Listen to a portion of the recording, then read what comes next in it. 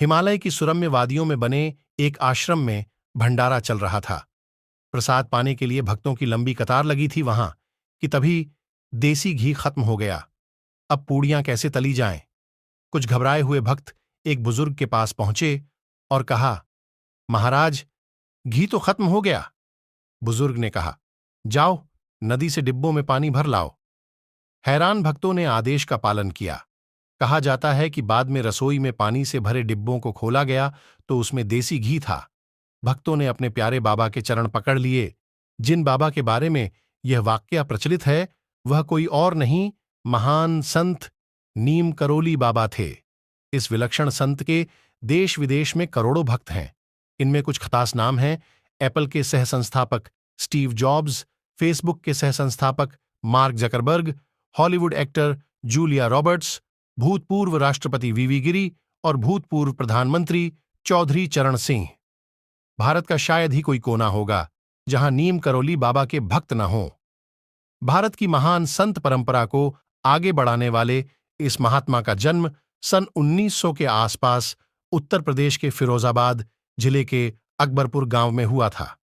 माता पिता ने बालक का नाम रखा लक्ष्मी नारायण।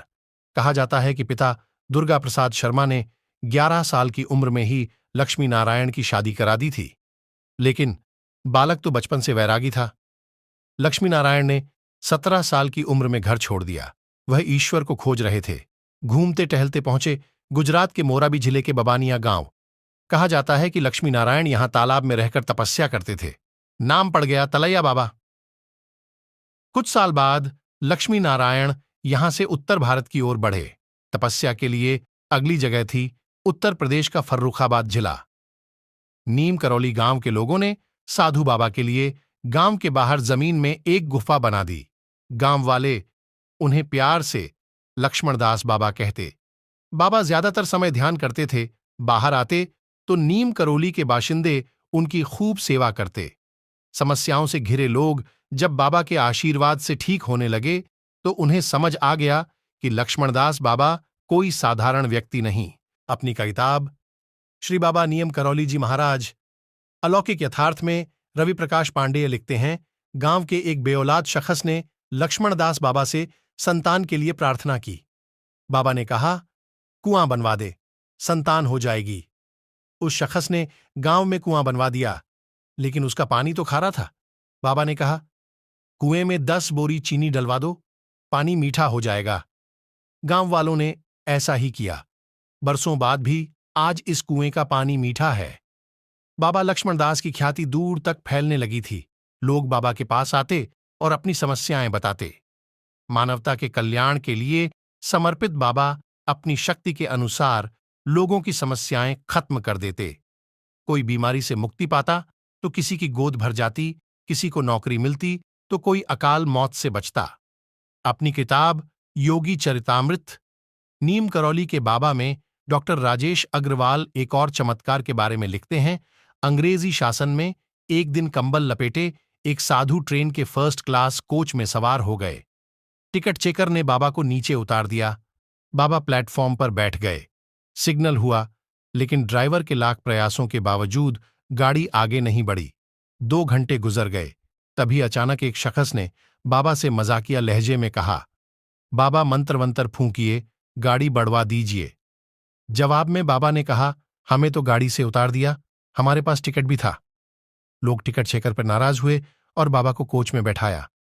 बाबा ने ट्रेन को थपकी देते हुए कहा, चल भाई। इतना कहते ही ट्रेन चल पड़ी। तभी से लक्ष्मणदास बाबा को भक्त नीम करौली बाबा कहने लगे। कुछ लोग उन्हें नीम करौली बाबा भी कहते हैं। 1935 के आसपास बाबा भ्रमण पर निकले और उन्होंने हिमालय की वादियों में तपस्या की। नैनीताल में उन्होंने हनुमानगढ़, भूमियाधार और कैंचीधाम आश्रमों की स्थापना कराई। भूमियाधार आश्रम की स्थापना के बारे में रवि प्रकाश पांडेय ने दिलचस्प जानकारी दी है। उन्होंने लिखा है, बाबा महाराज के आदेश पर एक प्राचीन हवन कुंड के ऊपर चबूतरा बनाया जाना था। फॉरेस्ट गार्ड ने इसका विरोध किया। बाद में वन विभाग ने जमीन कानूनी तौर पर आश्रम को दे दी। उस समय उत्तर प्रदेश के वन मंत्री थे चौधरी चरण सिंह। वह एक दिन बाबा का आशीर्वाद लेने आए। बाबा ने चरण सिंह को आशीर्वाद दिया, जा, तू भारत का प्रधानमंत्री हो जाएगा। समय ने करवट ली और चरण सिंह भारत के प्रधानमंत्री बने। कहते हैं कि बाबा ने ही उत्तर प्रदेश के तत्कालीन राज्यपाल वीवी गिरी को भारत का राष्ट्रपति बनने का आशीर्वाद दिया था। एक और घटना बताई जाती है।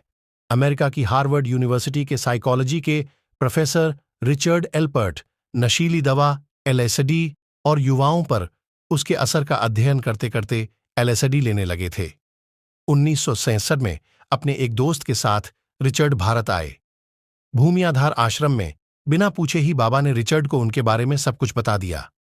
रिचर्ड बाबा के मुरीद हो गए, लेकिन वह जानना चाहते थे कि एलएसडी लेकर कोई कैसे समाधि में पहुंच सकता है। एक दिन बाबा ने रिचर्ड से कहा, क्या तू अपनी दवा मुझे नहीं दिखाएगा?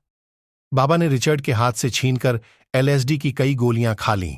रिचर्ड हैरान थे कि इन बेहद नशीली दवाओं का बाबा पर कोई असर नहीं पड़ा। रिचर्ड को नीम करौली महाराज ने अपना शिष्य बना लिया और नाम दिया रामदास। नीम करौली बाबा के दिव्य व्यक्तित्व की चर्चाएं भारत ही नहीं, 7 समंदर पार भी होती हैं। सन 1972 की बात है। स्टीव जॉब्स तंगी में थे। वह भारत यात्रा के लिए बचत कर रहे थे। 1976 में अपने एक दोस्त के साथ स्टीव भारत पहुंचे। कैंची धाम आश्रम में कई दिनों तक ध्यान किया। उन्हें कई दिव्य अनुभव हुए। भारत से लौटने के बाद स्टीव जॉब्स ने पहला एप्पल कंप्यूटर तैयार किया। वह कामयाबी के शिखर पर पहुंचे और एप्पल पूरी दुनिया में छा गया। कहा जाता है कि ब्रांड का नाम और लोगो एप्पल रखने की वजह यह थी कि नीम करौली महाराज को सेब बहुत पसंद था। इस लिस्ट में जॉब्स अकेले नहीं हैं। सोशल मीडिया साइट फेसबुक के सह संस्थापक मार्क जकरबर्ग फेसबुक के घाटे से परेशान थे। स्टीव जॉब्स ने 2006 में मार्क को नीम करौली बाबा के आश्रम जाने की सलाह दी। मार्क 2008 में भारत आकर कैंची धाम में रहे। इसके बाद उन्होंने कामयाबी की उन सीढ़ियों पर कदम रखे जहां पहुंचने के सिर्फ सपने देखे जा सकते हैं। बाबा के कई भक्तों ने अपने संस्मरणों में लिखा है कि बाबा किसी भी स्तर पर कुछ भी करने की क्षमता रखते थे। बाबा कहते थे, जो मेरे फोटो के सामने आ गया वह मेरी नजर में आ गया। हॉलीवुड एक्टर जूलिया रॉबर्ट्स ने एक टीवी इंटरव्यू में कहा था कि नीम करौली बाबा की तस्वीर देखने के बाद उनका झुकाव हिंदू धर्म की ओर हो गया। 20वीं शताब्दी के इस महान संत ने पूरी दुनिया को अपना घर माना। वह हर धर्म और पंथ को पूरा सम्मान देते थे। स्वतंत्रता सेनानी रफी अहमद किदवई को बाबा संत मानते थे। किदवई के निधन के बाद बाबा उनकी कब्र पर जाकर बातें करते थे। बाबा की कार के ड्राइवर का नाम हबीबुल्ला खान था। बाबा के ब्रह्मलीन होने के बाद करीब 50 साल बाद भी हजारों मुस्लिमों की बाबा महाराज में पूरी आस्था है। हनुमान जी के अनन्य भक्त बाबा के कुछ किस्से रोंगटे खड़े कर देते हैं। रवि प्रकाश पांडेय ने लिखा है, नीम करौली गांव में बाबा की अनुमति के बिना गुफा में प्रवेश करना मना था। एक दिन बाबा गुफा में तपस्या कर रहे थे, तभी गोपाल नाम का भक्त लोटे में दूध लेकर गुफा में चला गया। बाबा समाधि में लीन थे और उनके शरीर पर सांप लिपटे थे। बाहर आकर गोपाल बेहोश हो गया। नीम करौली बाबा ने गोपाल से कहा, तुम्हें बिना अनुमति गुफा में नहीं आना था। भक्तों का मानना है कि यह बाबा का शिव स्वरूप था। बाबा के ईष्ट हनुमान जी हैं, जो शिव के 11वें रुद्रावतार हैं। नीम करौली महाराज पढ़े लिखे नहीं थे, लेकिन विदेशी भक्तों से उनकी भाषा में बात करते। वह केसरिया चोला और त्रिपुंड धारण करने वाले परंपरागत संत नहीं थे। बाबा पहले सिर्फ धोती पहनते थे, बाद में एक कंबल भी ओढ़ने लगे। प्रवचन से दूर रहते थे, अपने भक्तों के प्रश्नों का जवाब देते थे। बाबा ने अपने जीवन काल में किसी को अपने बारे में कुछ भी लिखने नहीं दिया। कई ऐसे जिक्र आते हैं जब बाबा ने अपने व्यक्तित्व और चमत्कारों को समेटते कई कागज नष्ट करा दिए। वह कहते थे, दुनिया में हूं, दुनिया का तलबगार नहीं, बाजार से गुजरा हूं पर खरीदार नहीं। बाबा ने लखनऊ, कानपुर, पिथौरागढ़, शिमला और दिल्ली समेत कई जगहों पर हनुमान मंदिर और आश्रम बनवाए। 11 सितंबर 1973 को उन्होंने अपना पार्थिव शरीर त्याग दिया। कहते हैं कि ब्रह्मलीन होने के कई महीने पहले ही बाबा ने भक्तों को इसके संकेत देने शुरू कर दिए थे। बाबा के महाप्रयाण के बाद भी कई जगह उनके उपस्थित होने की बातें सामने आती हैं। मिरेकल ऑफ लव में रामदास ने लिखा है, बाबा की महासमाधि के कुछ दिन बाद एक भक्त लखनऊ के हनुमान मंदिर पहुंचा। वह बाबा से मिलना चाहता था, लेकिन पुजारी ने बताया कि बाबा तो शरीर छोड़ चुके हैं। भक्त ने कहा, ऐसा होना असंभव है, क्योंकि कुछ दिन पहले ही तो बाबा उसके साथ थे। नीम करोली महाराज के लिए उनके भक्त दया के सागर, करुणा की मूर्ति, महामानव और देवता जैसे विशेषणों का इस्तेमाल करते हैं। वह सशरीर भक्तों की मदद करते थे, बिना शरीर भी भक्तों की सहायता करते हैं। गुरु तत्व को ब्रह्म तत्व के समान माना जाता है।